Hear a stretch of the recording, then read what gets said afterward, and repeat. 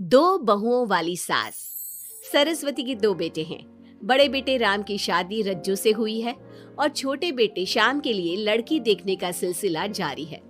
एक दिन रज्जू की माँ का फोन आता है और उसकी सास फोन उठाती है। हेलो, कौन बोल रहा है? दूसरी तरफ फोन पर रज्जू की माँ लीलावती बोलती है। हेलो समधन जी, मैं लीलावती बोल रही हूँ, रज्जू की माँ। अरे नमस्कार समधन जी, कैसी हो? बहुत दिनों के बाद याद किया आज। यहाँ पर तो सब कुछ ठीक है, बस मेरी तबीयत थोड़ी खराब है। अगर बुरा न मानो तो एक बात बोलूं? अरे कैसी बात कर दिया आपने समधन जी, आपकी बात का बुरा क्यों मानना, बोलिए बोलिए। मेरी कुछ दिन से तबीयत ठीक नहीं है और यहाँ पर मेरी देखभाल करने वाला कोई नहीं। क्या आप रज्जू को कुछ दिन के लिए मेरे पास भेज सकती हैं? ठीक है, हम रविवार को रज्जू को छोड़ जाएंगे। इतना कहकर सरस्वती फोन काट देती है और अपनी बहू को आवाज लगाती है। रज्जू, ओ रज्जू, जल्दी यहाँ आना तो। क्या हुआ माँ जी, कुछ चाहिए था क्या? अरे नहीं, कुछ नहीं चाहिए। अभी तुम्हारी माँ का फोन आया था, उनकी कुछ दिन से तबीयत खराब है, वो तुम्हें बुला रही है। राम को फोन करके कह दे कल की 2 ट्रेन की टिकट करा देगा, मैं भी जाऊंगी तुम्हारे साथ। इतना सुनते ही रज्जू राम को फोन करके सारी बात बताती है और 2 टिकट के लिए बोल देती है। शाम को खाने के टेबल पर सब रज्जू के जाने की बात करते हैं। तब रज्जू का देवर श्याम कहता है, भाभी आज बहुत खुश लग रही हो, मायके जाने की इतनी खुशी। उफ। खुश क्यों ना हो देवर जी, कितने दिन बीत गए अपनी माँ से मिले, और इस बार तो मैं 1-2 महीना रह कर ही आऊंगी। जब आपका मन करे तभी आना। अच्छा एक बात तो बताओ, वहाँ से क्या लाओगी मेरे लिए? देवर जी, कहो तो देवरानी ले आओ। वैसे भी सभी घर वाले चाहते हैं कि आपकी जल्दी से शादी हो जाए। श्याम शर्मा जाता है और चुप हो जाता है। इतने में राम कहता है, रज्जू, तुमने जाने की सारी तैयारी तो कर ली है ना? कपड़े तो रख लिए ना? थोड़े गर्म कपड़े भी रख लेना, वहाँ ठंड होगी, और जल्दी आने की कोशिश करना। ठीक है, मैं जल्दी आने की कोशिश करूंगी बस। अगली सुबह दोनों जाने की तैयारी करने लगी। राम उन्हें स्टेशन छोड़कर घर वापस आता है। कुछ घंटों बाद रज्जू और सरस्वती गांव पहुंच जाते हैं। रज्जू अपनी माँ को देखकर बहुत खुश होती है। माँ, आप अपना बिल्कुल भी ध्यान नहीं रखती, कितनी कमजोर हो गई हैं आप।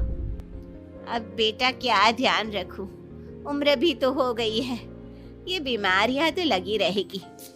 बहन जी आइए आइए बैठिए, मुझे बहुत अच्छा लगा कि आप भी यहाँ आई। अगले दिन सरस्वती अपने घर वापस जाने लगती है तो लीलावती से कहती है, बहन जी ध्यान रखना आप अपना, आपकी तबीयत ठीक हो जाए तो आप भी रज्जू के साथ आ जाना, रज्जू के बिना तो घर सूना सूना लगेगा। अब सरस्वती अपने घर आ गई और घर की सारी जिम्मेदारी भी उस पर आ गई। एक दिन वो कपड़े धोकर छत पर सुखाने जाती है। बाल्टी में से टपकता पानी सीढ़ियों को गीला कर देता है और नीचे उतरते समय रज्जू की सास यानी कि सरस्वती देवी का पैर फिसल जाता है और वो गिर जाती है।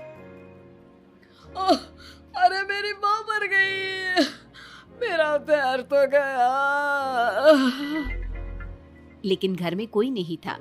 सरस्वती जैसे तैसे अपने आप को संभालती जाकर कुर्सी पर बैठती है। वो अपनी बहू के बारे में सोचती है, अगर रज्जू होती तो मुझे संभाल लेती और घर भी संभाल लेती। अब घर के काम कौन करेगा, मैं डॉक्टर के पास कैसे जाऊं, बहुत दर्द हो रहा है। जब राम और श्याम घर आते हैं तो अपनी माँ की ऐसी हालत देखकर वो जल्दी से डॉक्टर को बुलाते हैं। डॉक्टर सरस्वती के पैर पर पट्टी बांधता है और उसे आराम करने की सलाह देता है। राम कहता है, माँ आप बस आराम करो, मैं रज्जू को खबर कर देता हूँ, वो कल ही यहाँ आ जाएगी। अरे रहने देना बेटा, उसकी माँ की तबीयत ठीक नहीं है, कुछ दिन में वो खुद ही आ जाएगी, उसे परेशान मत कर। माँ अब हमें श्याम की भी शादी कर देनी चाहिए, कभी घर में कोई ऐसी परेशानी आती है तो कोई तो होगा घर संभालने वाला। आप और रज्जू की घर के काम काज में मदद भी हो जाएगी। कुछ समय बाद श्याम की शादी सीमा से हो गई। लेकिन सीमा ने तो आते ही घर में क्लेश शुरू कर दिया। वो छोटी छोटी बातों पर लड़ती और उसे देखकर रज्जू का भी बर्ताव बदल गया। एक दिन सीमा सुबह उठने में लेट हो गई और रज्जू ने नाश्ता बना दिया। सभी अपने अपने काम पर चले गए। जैसे ही सीमा अपने कमरे से आई तो रज्जू ने कहा, तुम साफ सफाई कर लो, मैं कपड़े धोने जा रही हूँ, जल्दी काम हो जाएगा। रज्जू की बात सुनते ही सीमा आग बबूला हो गई और कहने लगी, आज मैं उठने में लेट क्या हो गई? आप मुझ पर हुक्म चलाने लगी। मुझसे कोई इस तरह से बात करी है मुझे बिल्कुल भी पसंद नहीं है। अरे सीमा, ये किस तरह की बात कर रही हो तुम मुझसे? मैंने कोई हुक्म नहीं दिया तुम्हें। मैं तो बस काम को जल्दी खत्म करने की बात कर रही हूँ। उन दोनों की नोक झोंक सुनकर सरस्वती बाहर आ जाती है और दोनों को समझाती है। शाम को सब एक साथ खाना खाने लगे। लेकिन खाने के बाद जब सब अपने कमरे में चले जाते हैं और खाने की टेबल पर थाली यूं ही छोड़ देते हैं, सरस्वती को ये देखकर बहुत गुस्सा आता है। वो दोनों बहुओं को बुलाकर कहती है, तुम सब खाना खाकर चले गए, अब ये बर्तन कौन उठाकर रखेगा? मेरे लिए छोड़कर गई हो सारा काम। तुम दोनों को शर्म नहीं आती? अब दोनों बहुएं एक दूसरे के ऊपर बात टालते हुए फिर लड़ने लगी। ये देख सरस्वती परेशान हो गई। उसने दोनों को डांटा और उन्हें अपने कमरे में भेज दिया। सरस्वती ने जूठे बर्तन धोए। कुछ दिन इसी तरह चलता रहा। अब दोनों सास की नजरों में एक दूसरे को गिराने में लग गई। माँ जी, जब भाभी फोन पर बात कर रही थी ना, तो कह रही थी मैं अपने मायके चली जाऊंगी तो देखते हैं कि कौन काम करता है। और ये हम सबकी बुराई कर रही थी वो। बहू, किसी की बात चुपके से सुनना गलत है ना। तुम आज के बाद ऐसा मत करना। अब तुम जाओ, मैं रज्जू को समझा दूंगी। सरस्वती ने रज्जू से बात करके उसे समझा दिया। लेकिन रज्जू को अपनी देवरानी पर बहुत गुस्सा आया। अब वो भी सीमा की चुगली अपनी सास से करने लगी। अगले दिन रज्जू अपनी सास के कमरे में जाती है और कहती है, मैंने सीमा को बात करते सुना था। वो देवर जी से कह रही थी कि अगर हम लोग अलग कहीं रहे तो हम ज्यादा खुश रहेंगे, रोज रोज की लड़ाइयों से भी बचेंगे। सरस्वती को इस बात पर गुस्सा तो बहुत आया, लेकिन उसने कुछ कहा नहीं। जब दोनों बहुओं को लगा कि सरस्वती उनकी बातों में नहीं आने वाली, तो उन्होंने रिश्तेदारों और पड़ोसियों से एक दूसरे की चुगली करना शुरू कर दिया। जब सरस्वती को ये बात पता चली तो उसने इनकी लड़ाई को शांत करने का उपाय निकाला। रज्जो, सीमा, यहाँ आओ दोनों। दोनों अपनी सास के पास आती हैं। कल मैं घर में हवन करवा रही हूँ। तुम पड़ोसियों और रिश्तेदारों को आने के लिए कह दो और हवन की सारी तैयारी कर लो। हवन का दिन आ गया। पंडित जी रामायण का पाठ करने लगे। माता सीता से महान कोई पत्नी नहीं। उन्होंने अपने पति के लिए सारे राजपाट, सुख सुविधाएं त्याग दी। अगर कोई पत्नी अपने पति को परिवार से अलग होने को कहती है तो वो पाप की भागीदार होती है और बेटों को भी माँ से अलग नहीं होना चाहिए। सीमा पंडित जी की बात बहुत ध्यान से सुन रही थी और उनकी हाँ में हाँ मिला रही थी। ऐसे ही रामायण का पाठ अंतिम सीमा पर आ गया, जिसमें विभीषण के बारे में बताया गया था। अगर विभीषण अपने भाई का भेद न देता तो रावण का विनाश नामुमकिन था। पूजा खत्म होते ही सीमा बोल पड़ी, तभी तो मैं कहती हूँ परिवार में आपसी प्रेम होना बहुत जरूरी है। लेकिन मेरी सुनता कौन है इस घर में? आपसी प्रेम की बात कौन कर रहा है, जिसने घर में आती ही लड़ाइयां शुरू करवा दी? दोनों में फिर से नोक झोंक शुरू हो गई। सरस्वती दोनों को चुप कराते हुए बोली, अरे चुप हो जाओ तुम दोनों, पड़ोसी क्या कहेंगे, सब सुन रहे हैं तुम्हारी बातें। तभी उनमें से एक पड़ोसन बोलती है, सरस्वती बहन, क्यों चुप करवा रही हो अपनी बहुओं को? हमें तो इनके बारे में सब कुछ पता है। ये दोनों हमारे घर आकर एक दूसरे की चुगली करती है।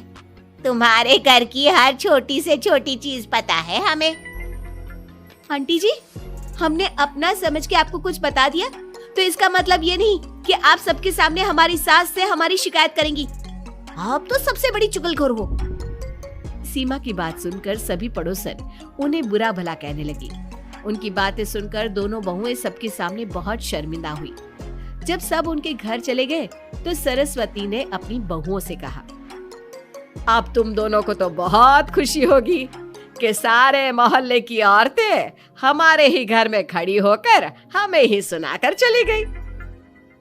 हमें काफी साल हो गए यहाँ रहते हुए, लेकिन आज तक किसी में भी इतनी हिम्मत नहीं थी कि हमसे ऊंची आवाज में भी बोल पाए।